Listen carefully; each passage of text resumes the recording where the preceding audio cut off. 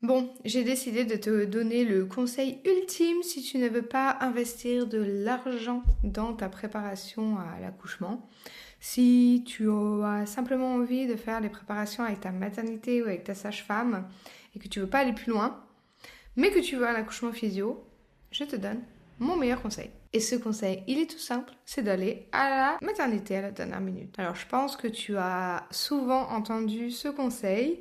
Je vais essayer de développer un petit peu et je vais te donner des exemples pour que toi, tu ne tombes pas dans le panneau.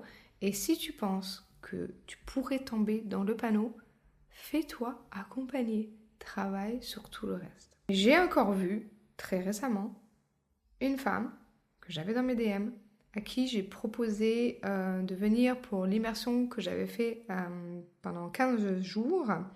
Alors je n'ai pas la prétention de dire que si elle était venue, elle n'aurait pas vécu tout ça.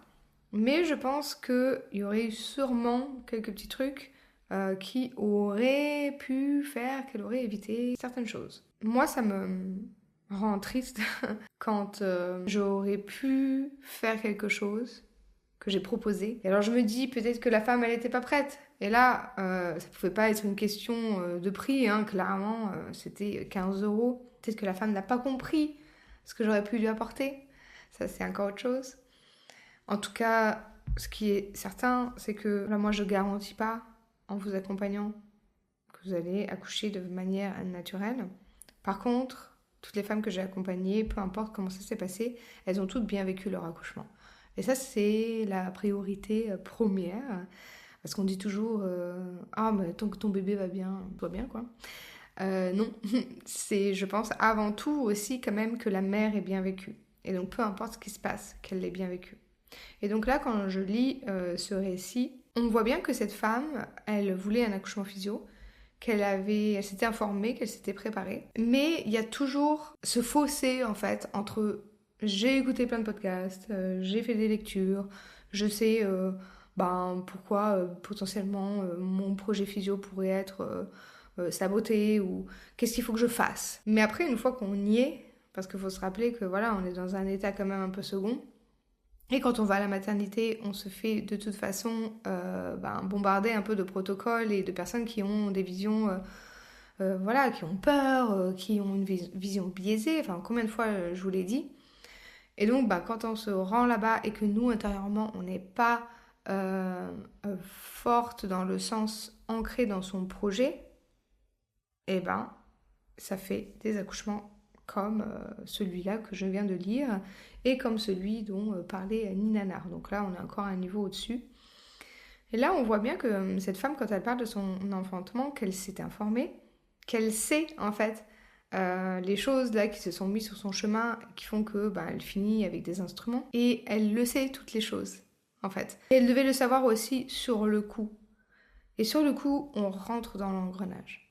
Et donc, en l'occurrence, cette femme est en fait la même genre d'expérience avec le récit que partageait Nina Nanar. Et en fait, un nombre incalculable de récits que je lis, que je reçois, de femmes que j'ai aussi accompagnées. Hein. C'est toujours la même chose. On y va trop tôt. Moi, une de mes très bonnes amies aussi, elle est allée à ses premières contractions. Le problème quand on fait ça, donc si tu n'as pas envie d'investir dans un vrai mentorat, dans une vraie transformation en fait parce que tu travailles vraiment personnalisé à tes besoins, à toi, à tes désirs à toi, plutôt que de lire en fait des livres qui sont informatifs en fait mais qui vont pas aller en profondeur dans une transformation. Si t'as pas envie d'investir là-dedans, mais que tu veux un accouchement physio, la première et je dirais presque la seule chose à faire, si tu travailles pas intérieurement sur toi, c'est d'y aller à la dernière minute. Parce que quand on y va trop tôt, première contraction, on a perdu un peu de liquide, on sait pas trop, on commence à plus trop arriver à gérer. Mais est-ce qu'on n'arrive pas à gérer parce qu'on n'a pas de méthode, parce qu'on se sent pas en sécurité, ou est-ce qu'on n'arrive pas à gérer parce que voilà, ça va arriver. Ça, c'est pas le même style de gérer ces contractions. Si tu vas à la dernière minute et que tu n'es pas préparé du tout, que potentiellement, en fait, tu sais même pas si tu veux sans péri, avec péri, enfin bon, bref, que tu sais que tu veux sans péri, mais t'es pas très, très convaincu non plus, enfin bon, bref, si tu vas à la dernière minute, ben ça va se faire. Quand je pense à ma mère qui n'était pas du tout informée sur l'accouchement et qui dit, oh moi, enfin, je pense qu'elle aurait bien aimé la péri, mais elle est arrivée à la dernière minute. Et donc, bon, à part pour le premier où elle a eu une épisiotomie, à part ça, bah en fait, ça s'est passé un peu comme une lettre à la poste.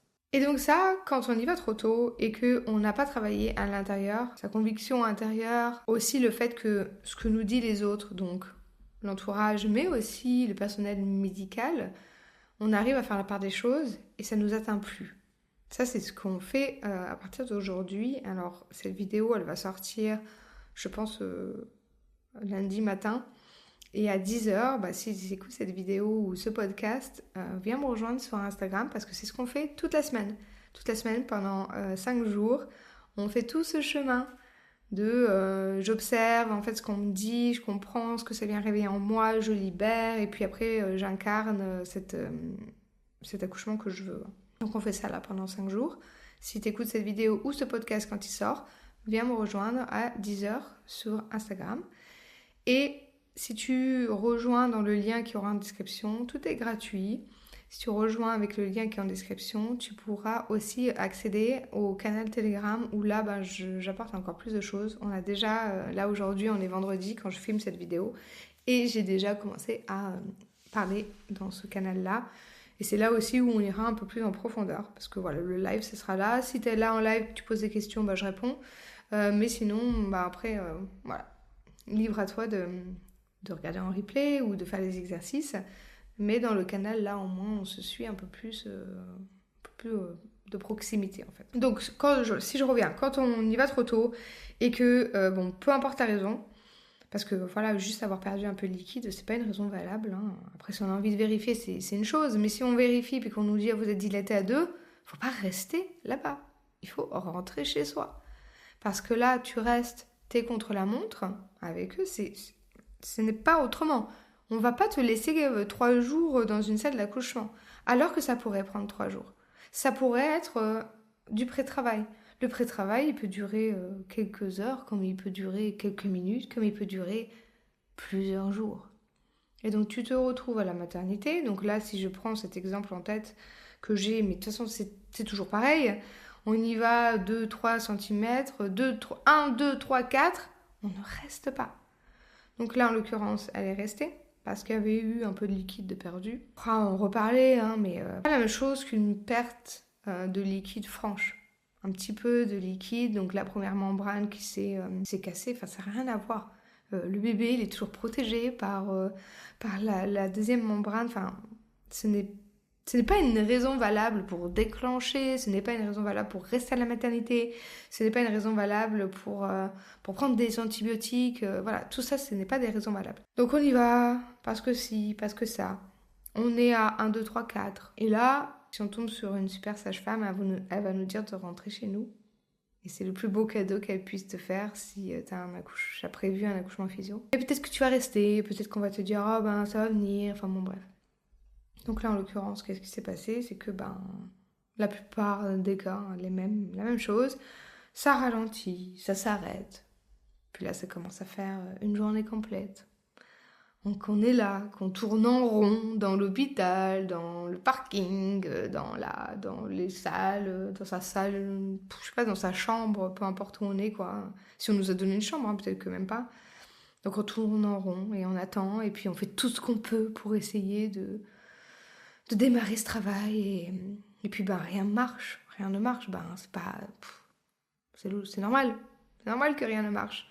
On est contre la montre, on vient nous déranger, on vient voir si on a dilaté, on nous dit que non, donc ça nous stresse. Donc quand ça nous stresse, les ocytocines, elles peuvent pas faire leur travail, donc c'est normal, c'est tout. Et on va pas lâcher plus loin, quoi. Donc, on rentre chez soi. Si on peut parler pendant une contraction, on ne va pas à la maternité. Si on peut parler entre les contractions ou si on en a envie, on ne va pas à la maternité. C'est trop tôt.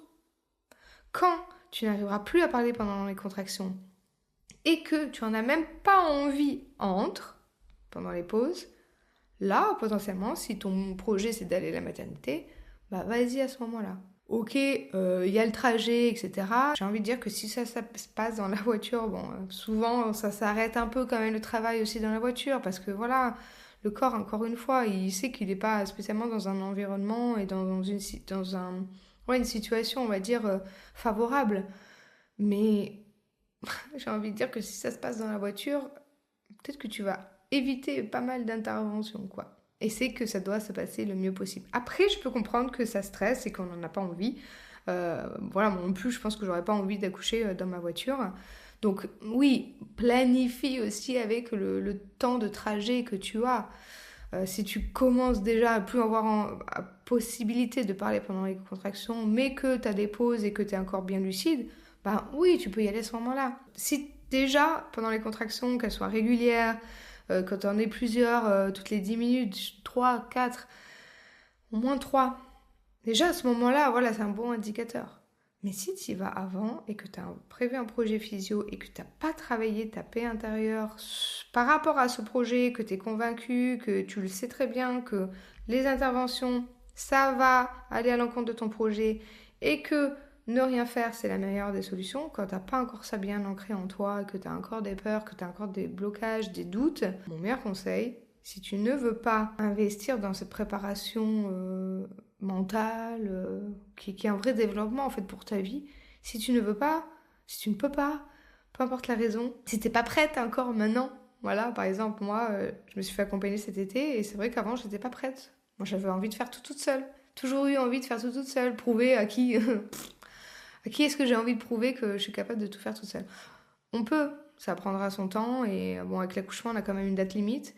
Mais moi, là, je vois à quel point ça a été transformateur rapidement. Voilà, si t'es pas prête, si t'as pas envie, et ben au moins ça. Je finirai vraiment là-dessus. N'y va pas trop tôt. Et si tu veux commencer à travailler à l'intérieur, bah rejoins-moi à 10h lundi 17 novembre. Toute la semaine, on fera des lives et si tu t'inscris en description, et ben, tu pourras avoir encore plus de bonus sur mon canal Telegram.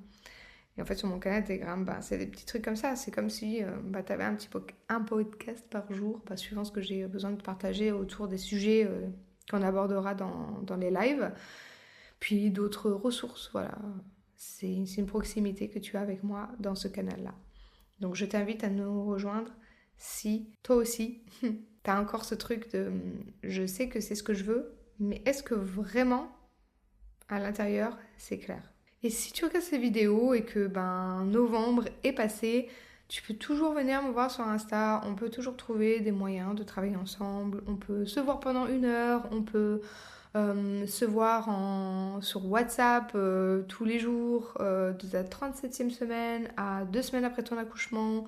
On peut faire un mix de ça, on peut s'accompagner tout le long de ta grossesse si tu as besoin, si tu veux vraiment, si tu as vraiment envie en fait d'avoir cette expérience en fait d'accouchement physio qui vraiment est un non négociable pour toi et que tu as envie de mettre toutes les chances de ton côté, on peut travailler ensemble quand tu veux.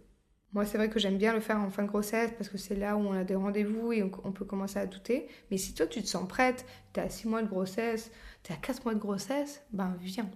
Viens et on travaille ensemble à ton rythme, plus ou moins suivant les moments dont tu as besoin. Voilà, je te retrouve la semaine prochaine. J'ai envie de partager les meilleurs outils pour l'accouchement physio et je vais peut-être te décevoir avec mon épisode. Mais je pense que c'est très intéressant de parler de tout ça parce que ça revient souvent, ces questions-là. Et ça vient chercher quelque chose encore chez vous, chez nous, pour cet événement qu'on a envie de vivre pleinement et qu'on trouve un petit peu, on essaie de chercher un petit peu toutes les solutions possibles qu'on a à disposition. Donc je te parlerai de ça la semaine prochaine et puis je te dis peut-être à 10h si tu vois cette vidéo, si tu écoutes ce podcast là, lundi. Peut-être je te vous retrouve dans la semaine sur Insta en live à 10h. Et sinon, je te retrouve quand même par là-bas la semaine prochaine. Je te souhaite une belle grossesse et je te dis à bientôt. Bye bye!